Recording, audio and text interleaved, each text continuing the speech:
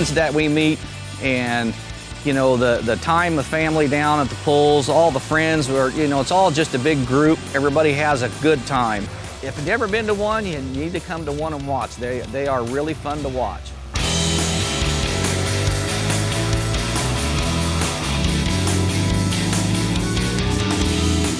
We started about 3 years ago with Tina's truck. Her brothers have been doing it a little longer, and they got us talked into building one, and they did most of the work on the frame and everything to start with her truck. It was kind of like that's one good way to get the family together and spend family time. I wanted something different when I was getting ready to pull. Most everybody's either got the Ford Rangers or the S10 pickups. Nobody in our area had a Dodge Dakota, so I wanted one of them.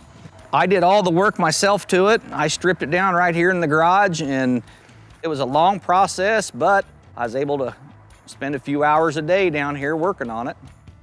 I've had cars and worked on cars. I even raced circle track racing for 15 years and loved it when I doing that too.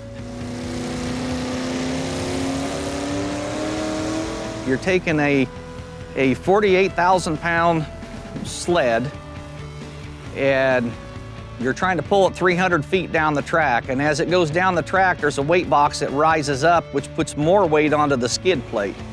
So you're trying to get enough speed down the track to get as far down the track as you could possibly get your truck before you can't go any further. It's not so much beating the trucks, it's beating the track, because each track, if you don't hit it right, you're not going very far.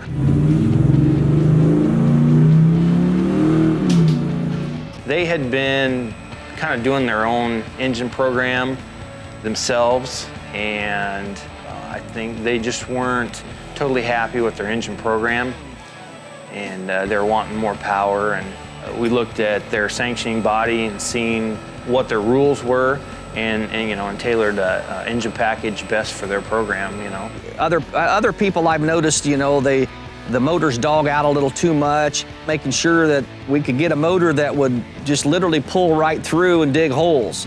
I like to see the trucks, once they get down to the end, you know, be able to spin out, because that tells me that they've got really enough power to do what they're doing. You know, from there on out, it's just trying to utilize that more power, you know, and hook it up better. He is very, very thorough when he puts these things together. I know he told me when he dynoed mine, when he got done dynoing it, he drained the oil and pulled the filter off and cut the filter and made sure there wasn't anything out of ordinary before he put it back together. And he's just very, very particular. And he keeps detailed notes of what he does. In my opinion, if you get to a point where it's like you just hit the cruise control and you never try to improve, you're gonna fall behind. If you don't go to an event and gather, you know, learn a little more, then it was a bad day. Well, next year, it's just like every week this year. I just try to strive to put my truck down the track as best as I can do. I honestly don't care where I finish. I have so much fun with all the competitors down there. We're all a bunch of good group of people. You're still striving to put your truck down the track in first, of course. Everybody wants first, but it doesn't matter to me if I finish second, third, fourth, and I finished last, and I've been just as tickled because that meant Tina beat me, and she finished up higher, and you know, I just love it. Everybody pays attention to the guys that are winning.